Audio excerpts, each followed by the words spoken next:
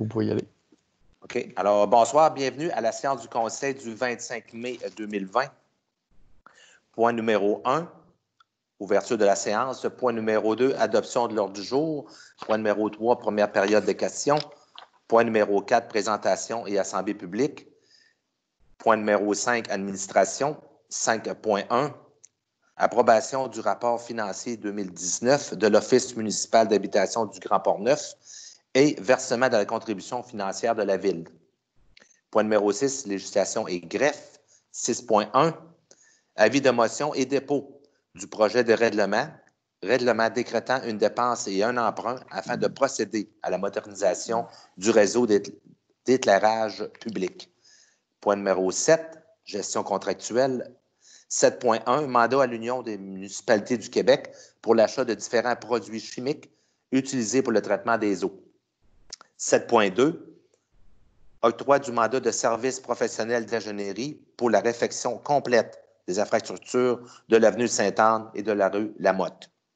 7.3, acquisition d'équipements pour le gym liquide au centre aquatique. Point numéro 8, urbanisme et développement économique, aucun point. Point numéro 9, ressources humaines, aucun point. Point numéro 10, autres sujets. 10.1, aide financière au relais de la pointe des écureuils. Point numéro 11, deuxième période de questions. Point numéro 12, affaires nouvelles. Monsieur le directeur général, est-ce qu'on a des points? Oui, non, moi, je n'ai pas de points en affaires nouvelles. Maître Gignac? Non, j'en ai pas de mon côté, moi non plus. Du côté du conseil? Non, non. OK, alors on peut pas. Aucun point. Point numéro 13, dépôt des documents. 13.1, dépôt des états comparatifs des revenus et des dépenses au 30 avril 2020. Et le point numéro 14, levée de la séance. Alors, point numéro 1, ouverture de la séance. Je propose. Madame Pichette.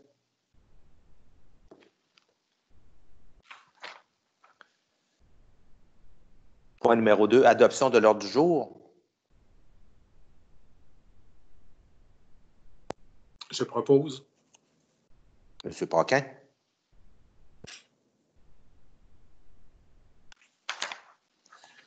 Alors, point numéro 3, première période de questions. Monsieur le directeur général.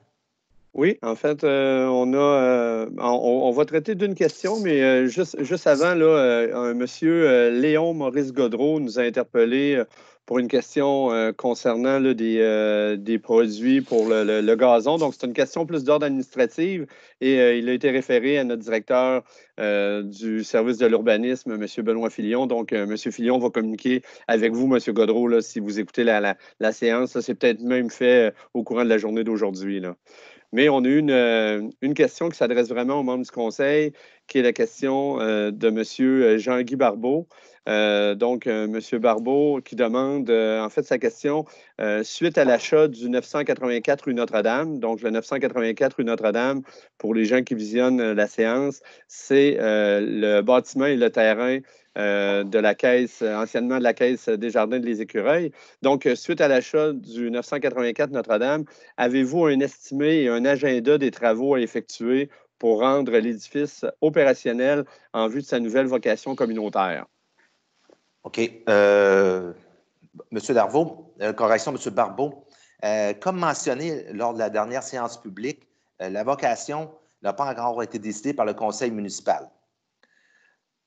Moi et le directeur général, M. Germain, en janvier dernier, nous avons fait une brève visite des lieux et puis nous savons que le bâtiment est relativement en bon état. Nous avons les plans également entre les mains de la bâtisse, mais nous allons faire une véritable estimation lorsque la vocation sera trouvée et acquise définitivement. Après quoi, un agenda des travaux va être établi et détaillé pour vraiment évaluer les coûts. Mais, comme mentionné, aussi longtemps que la vocation ne sera pas décidée, il n'y aura aucun coût ou agenda qui va avancer. C'était la seule question. Monsieur le maire et les membres du conseil, on n'en avait pas eu d'autres. Parfait. OK. Alors, on va passer au point numéro 5, côté administration 5.1, approbation du rapport financier 2019 de l'Office municipal d'habitation du Grand Port-Neuf et versement de la contribution financière de la Ville. Suite à la réception du rapport de 2019 de l'Office municipal de l'habitation du Grand Port-Neuf, l'OMHGP, pour l'exercice se terminant le 31 décembre 2019. La Ville approuve le rapport de l'OMHGP. La contribution de la Ville à l'OMHGP s'élève à 46 780,46 selon le rapport vérifié. La résolution est d'approuver le rapport financier vérifié de l'Office municipal d'habitation de Donnacona pour l'année 2019, de verser une somme de 30 117,2 représentant la contribution de la Ville à l'OMHGP et de verser une somme de 12 100,62 représentant la contribution de la Ville au Jardin Lambert et de verser une somme de 4 562,82 représentant la contribution de la Ville au PSL 1 privé et d'autoriser une dépense de 34 669,84 à même le poste budgétaire. J'ai besoin d'un proposeur. Je propose. Monsieur Pagé? Oui. Est-ce qu'il y en a qui sont contre?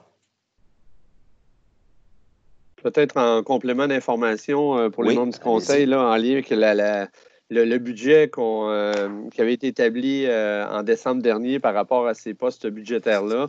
Donc, autant pour tout ce qui est contribution à l'OMHGP, au Jardin Lambert et au programme PSL 1 privé. C'est une différence au total de 4 318 là.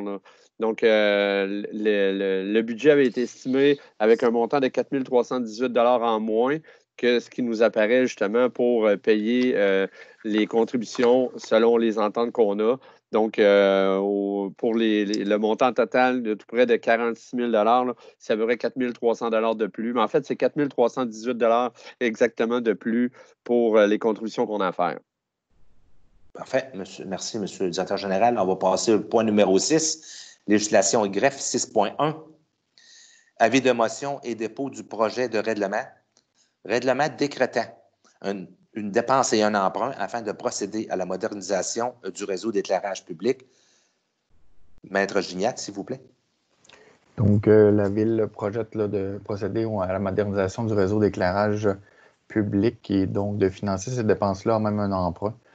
Donc, comme vous savez, un emprunt est décrété par règlement. Donc, la première étape d'adoption du règlement d'emprunt, c'est ce soir. Donc, c'est l'avis de motion et le dépôt du projet de règlement. Donc, on dépose le règlement V585, le projet intitulé « Règlement décrétant une dépense et un emprunt afin de procéder à la modernisation du réseau d'éclairage public ». Donc, vous aviez dans vos documents une copie du projet de règlement. Je n'ai pas besoin de personne pour juste un avis de motion. Ça va prendre quelqu'un pour donner l'avis de motion et déposer en bonne et due forme le projet de règlement. Parfait. Alors, Sylvie Lambert, je propose. Merci, Mme Lambert.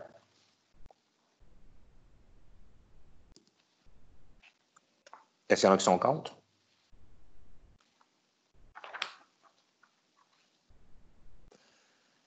Alors, on va passer au point 7, gestion contractuelle 7.1. Mandat à l'Union des municipalités du Québec pour l'achat de différents produits chimiques utilisés pour le traitement des eaux. La municipalité a reçu une proposition de l'Union des municipalités du Québec, l'UMQ, de préparer en son nom et au nom de d'autres organisations municipales intéressées un document d'appel d'offres pour un achat regroupé de 7 différents produits chimiques utilisés pour le traitement des eaux usées et potables.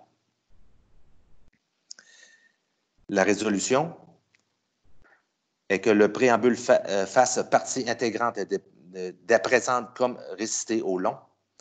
La municipalité confirme son adhésion au regroupement d'achat CHI 2021-2022, mis en place par l'Union des municipalités du Québec, l'UMQ, couvrant la période du 1er janvier 2021 au 31 décembre 2022 et visant l'achat de silate de sodium N nécessaire aux activités de notre organisation municipale.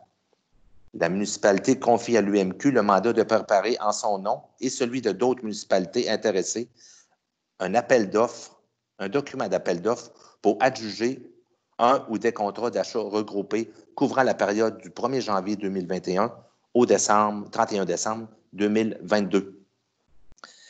Et pour permettre à l'UMQ de préparer son document d'appel d'offres, la municipalité s'engage à fournir à l'UMQ les noms et les quantités de produits chimiques dont elle aura besoin annuellement.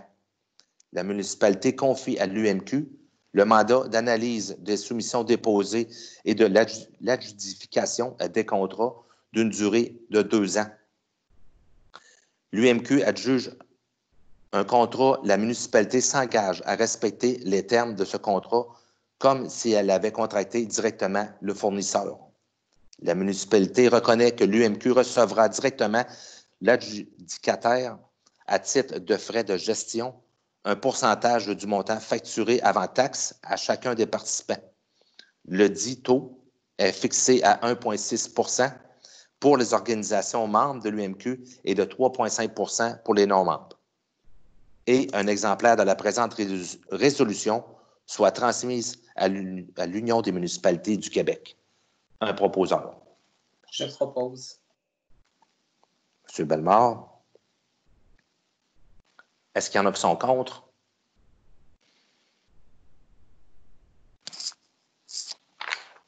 Parfait.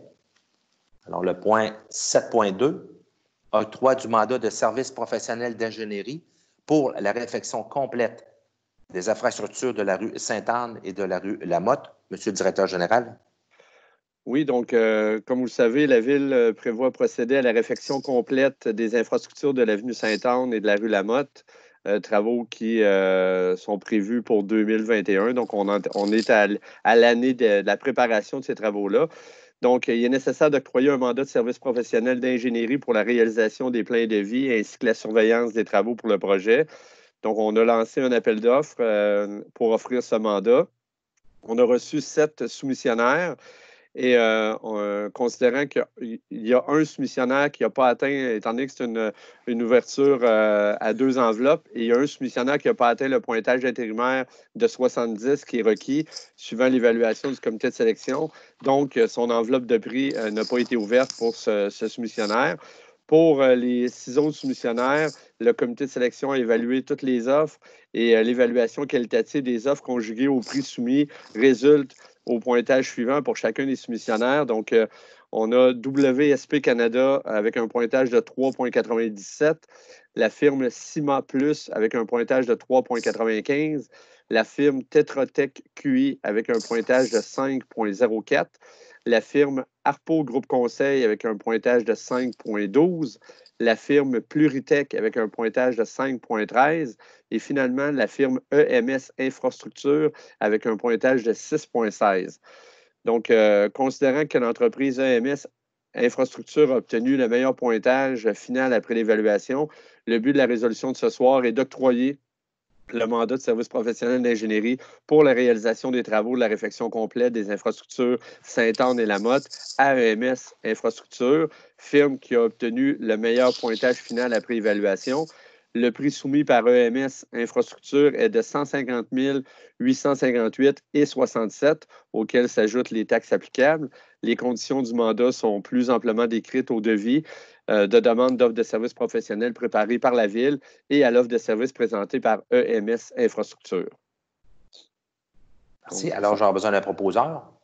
Je propose. Madame Blais. Juste préciser qu'il y a une erreur dans la résolution. Le pointage de WSP, c'est 3,37. Donc, l'ordre est correct dans le tableau, là, mais il y a un chiffre il y a une erreur de chiffre. Donc, c'est vraiment...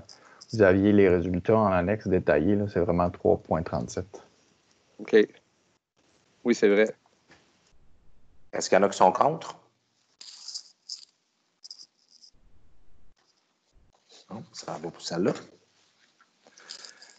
Alors, 7.3, acquisition d'équipements pour le gym liquide au centre aquatique. Alors, la Ville souhaite aménager un gym liquide au centre aquatique et qu'il est nécessaire de procéder à l'acquisition d'équipements pour ce projet. Le règlement numéro V578 sur la gestion contractuelle, la Ville peut conclure ce contrat de gré à gré.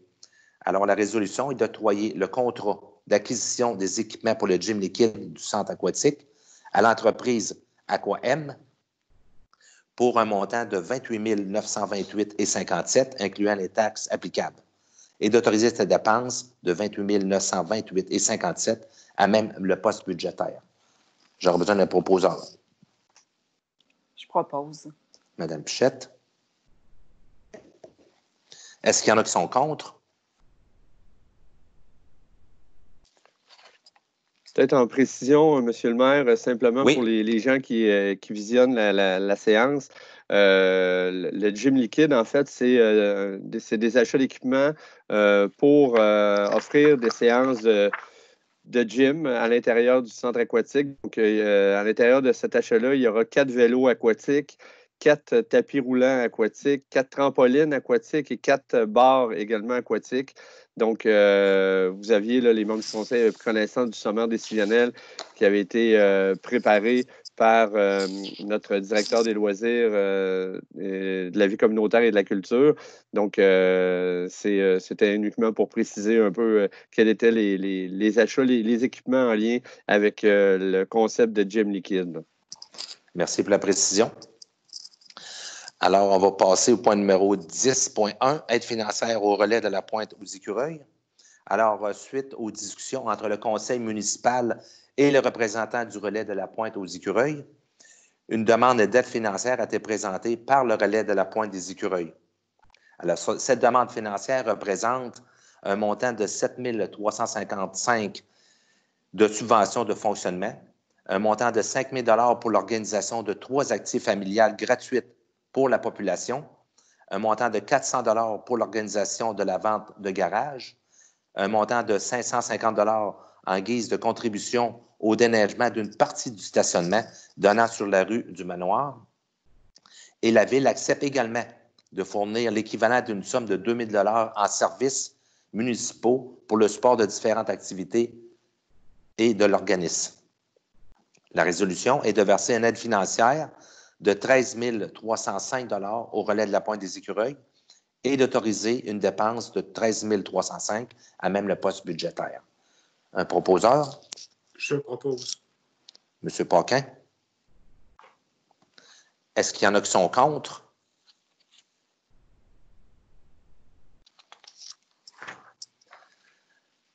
Alors, on a deuxième période de questions, on a déjà répondu. Alors, on va passer au point numéro 13.1. Alors, c'est le dépôt des états comparatifs et des revenus et les dépenses du 30 avril 2020. Donc, comme à chaque année, c'est une obligation que la trésorière dépose, comme le prévoit le règlement V584 décrétant les règles de contrôle et de suivi budgétaire, ainsi que l'article 105.4 de la loi sur les cités et villes. Notre trésorière nous dépose les états comparatifs des revenus et des dépenses de la Ville au 30 avril 2020 avec le comparatif au 30 avril 2019. Donc, c'est un dépôt. On n'a pas à adopter ce rapport-là. Les membres du conseil, bon, vous avez pu en prendre connaissance.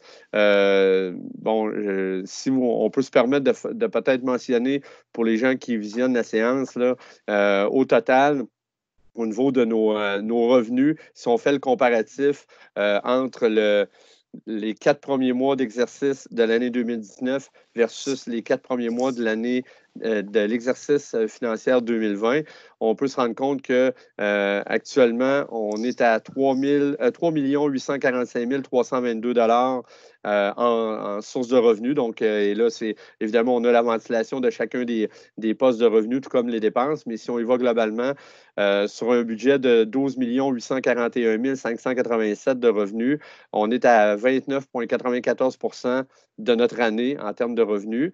L'an passé, si on se compare, à pareille date, on avait 3 837 143 de générés en revenus sur un budget de 12 154 603 Donc, on était autour de 31,57 Donc, on est actuellement à 29,94 On est à, je vous dirais, à 1,63 de l'année dernière après 4 mois.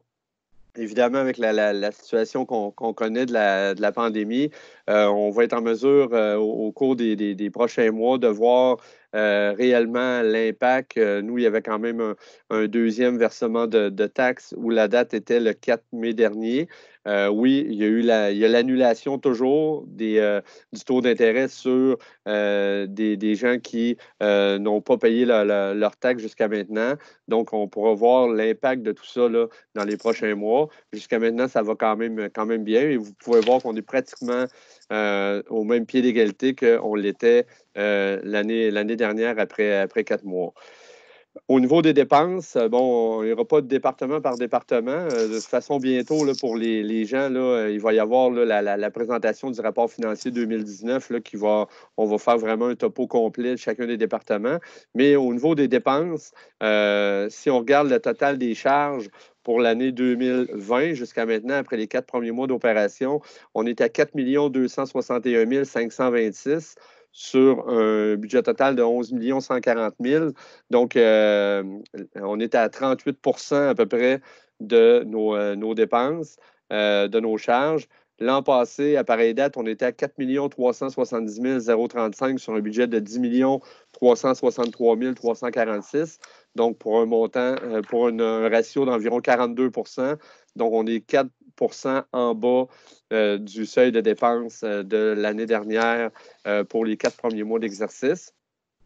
Donc, évidemment, il y a toutes les conciliations pour des fins fiscales, mais ça donne quand même un bon topo de la situation pour nos 4 premiers mois, là, que jusqu'à maintenant, là, ça se passe quand même relativement bien, mais on va voir vraiment l'impact de ce qu'on connaît depuis mars, depuis la mi-mars. On va avoir davantage d'impact en mai et en juin là, prochain. Là. Donc, c'est un document que vous avez, c'est un dépôt qui doit être fait selon la loi et selon notre règlement de contrôle et suivi budgétaire. Là. Parfait. Merci pour la précision et les bonnes explications. Alors, point numéro 14, levée de la séance. Je propose. M. Pagé, à 19h23. Ceci conclut la séance du Conseil du 25 mai 2020. Merci et bon visionnement. Bonsoir.